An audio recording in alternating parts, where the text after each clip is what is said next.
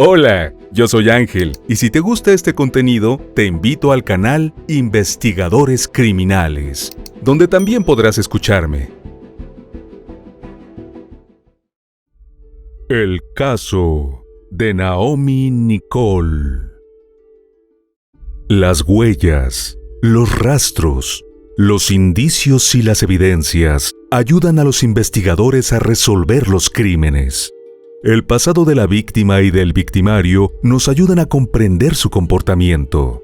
Todo esto forma parte del expediente criminal. Y aquí te lo presento. Soy Ángel y te doy la bienvenida a este canal. Antes de empezar con el video, recuerda suscribirte y activar la campanita para que recibas una notificación cada vez que suba algo nuevo. Tampoco se te olvide al terminar dejarnos tu me gusta. Sin nada más que agregar, acompáñame a conocer todos los detalles de este expediente criminal. Naomi Nicole García nació como un niño en 1996 en el cálido municipio de Las Choapas, en el estado de Veracruz, en México. Su infancia transcurrió con normalidad en el seno de una amplia familia de raíces campesinas. Pero a medida que iba creciendo, el niño se daba cuenta que era diferente y de que algo en él no encajaba con los otros niños de su edad. Su individualidad lo expuso a no pocos contratiempos en la escuela, en su comunidad y hasta en su entorno familiar. Su historia es un fiel reflejo del estigma social, la marginación y el sufrimiento que deben enfrentar quienes se identifican con un género distinto a su sexo biológico. A su vez, el caso marcó un precedente y un avance significativo en la defensa de los derechos de la comunidad LGBT+ en México, un país de tradiciones muy arraigadas. El rechazo que recibió fue aún más doloroso cuando transitaba por el difícil periodo de la adolescencia. En ese entonces le comunicó a su familia sus intenciones de hacer la transición de género.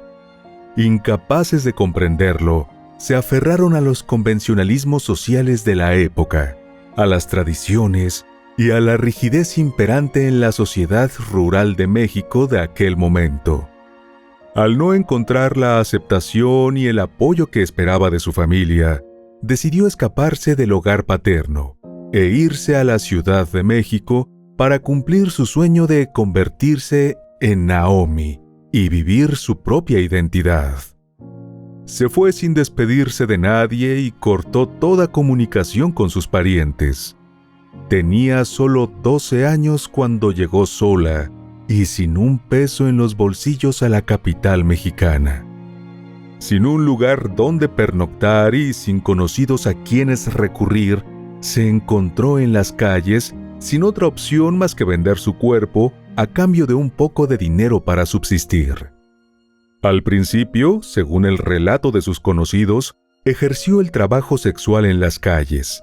Después comenzó a atender a sus clientes en habitaciones de hotel. Eligió el nombre de Naomi Nicole, pero sus compañeras de oficio comenzaron a llamarla La Soñare, por la forma como arreglaba su cuerpo para hacerlo más curvilíneo, usando las almohadas del hotel donde se alojaba. De acuerdo con activistas por los derechos de la comunidad LGBT+, son muy escasas, por no decir ninguna, las opciones que tienen las personas trans en el mercado laboral formal. Por ello, la mayoría se dedica a trabajar en el sector de la belleza como estilistas o terminan siendo víctimas de explotación sexual. Tristemente, este último fue el caso de Naomi, quien a tan corta edad, sin recursos ni preparación alguna para trabajar, pasó el resto de su adolescencia y su temprana juventud ejerciendo el único oficio que conocía. Pero el innegable dolor que le causó la separación familiar y el tiempo que pasó en las calles hicieron mella en el carácter extrovertido, alegre y bromista de la chica. Ella les contaba a todos que era oriunda de Honduras, pero la mayoría sabía de su origen y las circunstancias que la llevaron desde Veracruz a la capital. Sus colegas y conocidos del ambiente empezaron a notar que, en un probable afán por ahogar sus penas, se fue entregando cada vez más al alcohol y al consumo de sustancias ilícitas como la cocaína y la llamada crack o piedra. El tiempo transcurrió muy rápido. A pesar de que trabajó incansablemente durante los más de 12 años que Naomi llevaba en la capital, aún no había logrado reunir lo suficiente para alquilar una habitación o comprar una vivienda. Por eso, a inicios de 2020, no se detuvo y siguió activa en medio de las restricciones que se comenzaron a implementar en México por la pandemia de COVID-19. La noche del 22 de marzo de 2020, Naomi tuvo una larga jornada y regresó agotada la mañana del día siguiente, cuando el sol ya despuntaba. Según el relato de Nikki, una compañera y amiga de la joven, ellas se paraban casi todas las noches a las afueras del Hotel Poli, en la colonia Buenavista, a la espera de clientes. Como se hizo habitual a raíz del confinamiento por la emergencia sanitaria, la noche del 23 de marzo había poca gente en la calle. Nikki estaba en el sitio de siempre desde las 7:30 de la noche, pero Naomi no apareció sino 3 horas más tarde. Llegó corriendo y con la cara lavada. Le dijo que se había quedado dormida y le pidió prestado su maquillaje. Naomi peinó y acomodó lo mejor que pudo su larga cabellera. Luego se maquilló a toda prisa, pero sin dejar de enfatizar sus ojos, tal como había aprendido viendo tutoriales en línea, para resaltarlos como el atributo más atrayente de su rostro. Le devolvió las cosas a Nikki, quien, aburrida de no hacer nada, le dijo que se iría a probar suerte en Reforma, y se despidió con la promesa de verse más tarde. Naomi se quedó en el lugar. Luego se supo que, estando allí, fue abordada por 2 hombres con cortes de cabello estilo militar que iban en un vehículo de color rojo. Los potenciales clientes se acercaron a ella y solicitaron sus servicios. Luego de una breve charla en la que seguramente se pusieron de acuerdo en la tarifa y otros detalles, Naomi subió al auto y se marchó con los desconocidos. Nadie volvió a verla hasta cerca de las 4 de la madrugada, cuando el destino la puso, sin que ella lo supiera, de nuevo frente a su amiga Nikki. De acuerdo con lo testificado por Nikki, luego de un servicio, se sentó en una banqueta en un parque de la calle Estrella, en la colonia Guerrero. Se situó bajo un poste de alumbrado público para aprovechar la tenue luz y retocar su maquillaje. En ese momento sintió el ruido típico de las llantas de un auto que iba a toda velocidad, al mismo tiempo que escuchó gritos provenientes de dicho automóvil, desde antes que giraran en la esquina. Según dijo, oyó claramente la voz de un hombre que le gritaba a alguien que lo iba a matar y lo llamaba homosexual de forma peyorativa. También escuchó una voz femenina pidiendo auxilio. Aún sin verla, supo de inmediato que se trataba de Naomi. Antes de que el vehículo se detuviera del todo, observó cómo su amiga se bajó corriendo y uno de los 2 hombres que viajaban en el auto salió a perseguirla. Horrorizada, Nikki pudo ver que el sujeto llevaba un arma en la mano. A pesar de que el primer instinto de Nikki fue auxiliar a su amiga, el pánico la invadió y se lanzó debajo de una camioneta estacionada cerca. Naomi, quien siempre había demostrado un carácter fuerte y temerario para enfrentar las adversidades, regresó para defenderse de su agresor, pero el hombre la golpeó en la boca, primero con el puño y luego con el arma. La joven cayó al suelo y, cuando hacía un esfuerzo para incorporarse, recibió una fuerte patada en la espalda que la envió de vuelta al pavimento, estrellando el rostro contra la dureza de la acera. Nikki ahogó un grito cuando vio cómo el hombre le disparó con frialdad a su amiga en la cabeza.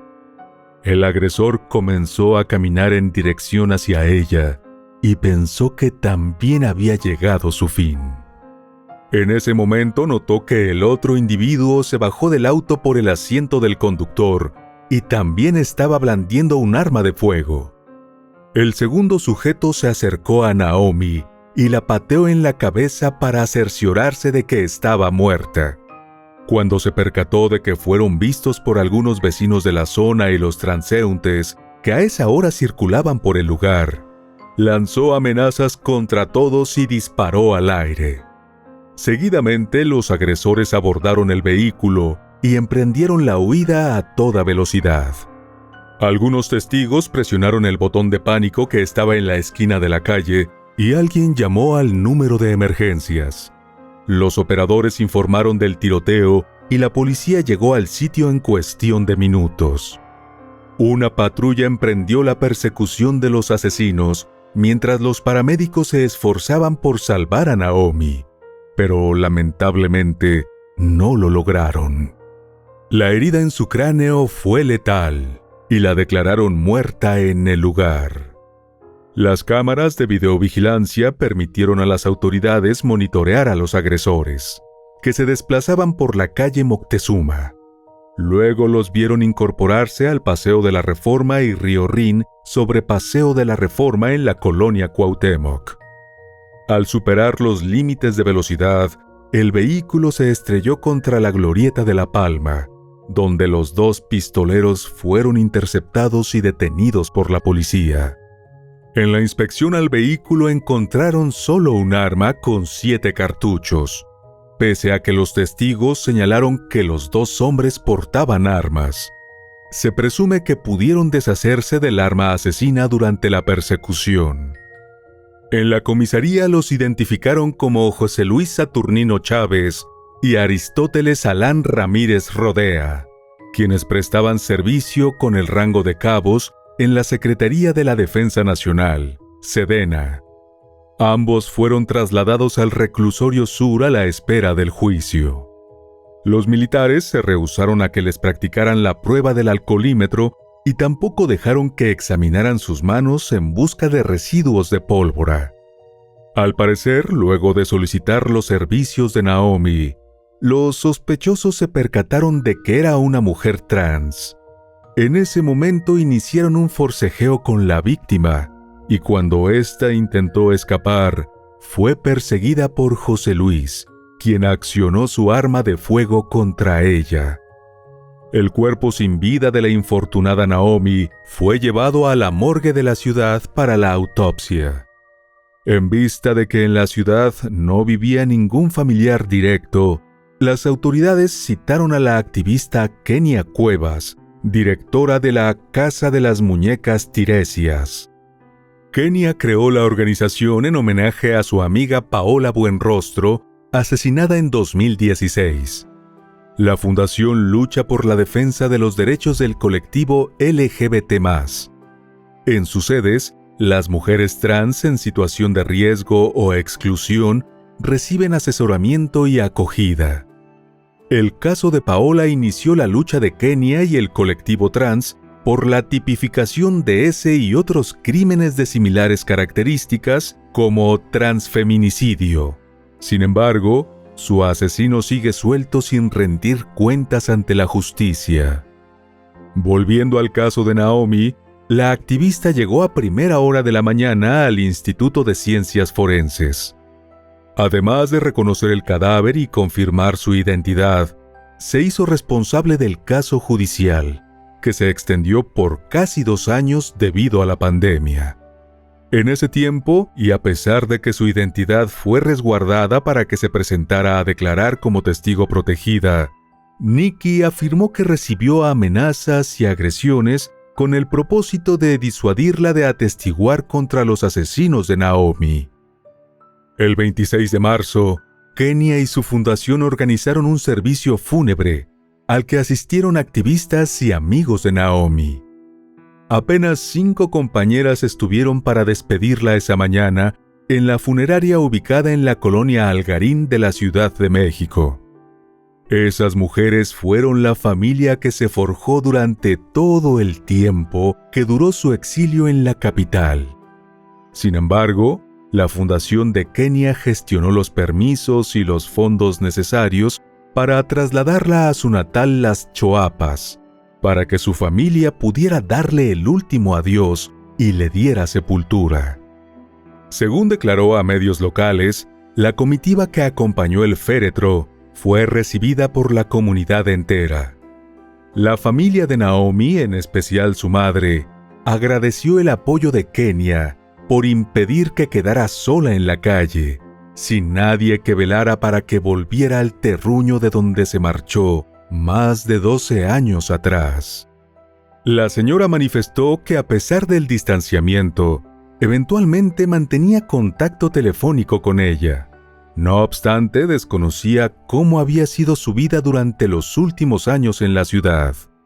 Admitió que por crecer en un campo, apegados a las tradiciones, para la familia fue difícil aceptar su nueva identidad. Por eso, el niño que conoció como hijo se fue a la urbe para ser libre y vivir como en realidad quería ser. Lo que ni él ni su familia imaginaron fue que convertirse en Naomi y asumir el trabajo sexual como modo de vida la dejaría en una situación de vulnerabilidad y expuesta a la violencia transfóbica. Durante las audiencias, Nikki fue la voz de Naomi ante la justicia. A pesar de las amenazas, fue capaz de identificar a los acusados como los autores del brutal ataque. No solo dio una detallada descripción física de cada uno y de la ropa que usaban el día del homicidio, sino que además narró los escalofriantes momentos de esa madrugada de marzo de 2020 que llevaron a la muerte a su amiga y en la que temió también por su propia vida. La mujer detalló frente al jurado cómo los dos hombres persiguieron, golpearon y patearon a la víctima antes de darle un tiro de gracia, al estilo de una ejecución. También contó de forma desgarradora cómo el miedo la paralizó y le impidió acercarse a su amiga. Agregó que después que los sospechosos se marcharon, pudo ver una calcomanía de caricatura en el vidrio de la ventana posterior del vehículo, que fue fundamental para su posterior identificación y seguimiento. Finalmente, luego de más de 2 años de espera, durante los cuales el colectivo trans se movilizó para exigir justicia, el miércoles 3 de agosto de 2022 se llevó a cabo la 7ª y última audiencia, en uno de los juzgados del Reclusorio Preventivo Varonil Sur de la Ciudad de México. El juez declaró culpables a José Luis Saturnino Chávez y a Aristóteles Alan Rodríguez Rodea por el asesinato de Naomi Nicole García. Fueron sentenciados a cumplir una condena de 23 años y 9 meses de prisión. Luego del veredicto, Kenia se reunió fuera del recinto con Nikki, cuyo testimonio fue fundamental para lograr la condena.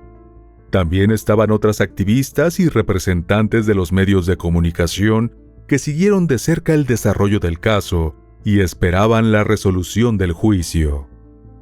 Kenia declaró que aunque la legislación mexicana no ha tipificado aún este tipo de crimen como transfeminicidio, la sentencia marcó un referente para la justicia, la defensa de los derechos humanos, así como los derechos del colectivo trans y la comunidad LGBT+. Destacó que aunque los 2 militares fueron condenados por homicidio, el juez detalló en el fallo que Naomi era una mujer trans, perteneciente a la comunidad LGBT+, además de migrante y trabajadora sexual. Y agregó que todas esas condiciones la pusieron en una situación de vulnerabilidad. Por ello, la activista consideró que esta fue la primera sentencia con perspectiva de género que se logró en la Ciudad de México. El caso de Naomi fue el segundo donde se consiguió una condena por un crimen que encuadra en el transfeminicidio. El primero fue el caso de Paola, que ocurrió 2 años antes en el estado de Morelos. Sin embargo, la gran trascendencia del de Naomi es que fue el primero en el que los culpables recibieron una sentencia que los dejará tras las rejas un largo tiempo. Kenia se presentó en el juicio como víctima indirecta y así fue reconocida por el juez. La sentencia a los 2 culpables incluyó el pago de una indemnización equivalente a 5 años de salario mínimo. Kenia afirmó que ese dinero sería repartido entre la mamá de Naomi y la casa de las muñecas. Además, los acusados deben pagar los costos de los servicios funerarios, originalmente cubiertos por la organización que ella dirige. Aunque se mostró satisfecha y agradecida con el fallo, anunció que apelarán la sentencia para que se aumente el tiempo de reclusión. Recordó que habían solicitado una condena de 50 años para los acusados, quienes recibieron menos de la mitad de ese tiempo. A pesar de los avances legales que se lograron tras los casos de Paola y Naomi, según el Observatorio Nacional de Crímenes de Odio LGBT de la Fundación Arcoíris, México es el segundo país de Latinoamérica con más violencia por homofobia y transfobia, después de Brasil. Por su parte, la organización Letra S reportó 79 asesinatos de odio contra personas de la comunidad LGBT en 2020. Más de la mitad de las víctimas eran mujeres trans y cerca de la cuarta parte hombres homosexuales. Pero no es solo la violencia la que ha movilizado al colectivo trans en torno a una causa. También la discriminación y la falta de oportunidades laborales. Según la encuesta sobre discriminación por motivos de orientación sexual e identidad de género, 2018, realizada por el CONAPRED, 7 de cada 10 mujeres y hombres trans dijeron haber sufrido discriminación. La lucha iniciada y liderada por Kenia para lograr la clasificación del transfeminicidio en la capital mexicana llevó a que en 2020 el Congreso de la Ciudad de México la reconociera como Mujer del Año en la categoría de Derechos Humanos. La conmovedora historia y el trágico final de Naomi, conocida por sus amistades de la comunidad trans como La Soñare, reavivó el debate sobre los derechos y el acceso a la justicia para los integrantes del colectivo LGBT+ en México. También puso el foco sobre temas transversales como la violencia, la transfobia y la homofobia. Si bien la resolución del caso marcó un precedente en el sistema de justicia de ese país, todavía queda mucho camino por recorrer, tanto en lo legal como en la erradicación de los prejuicios y la discriminación que tanto daño hacen, sobre todo cuando provienen de los miembros de la propia familia, quienes están llamados a amar de forma incondicional y a aceptar a todos sus integrantes tal cual son. Y bueno, querido oyente, hasta aquí el caso de hoy. Te espero en otra entrega para que juntos analicemos todos los detalles de los más terribles crímenes de la historia. Nos vemos hasta el otro expediente criminal. ¡Adiós!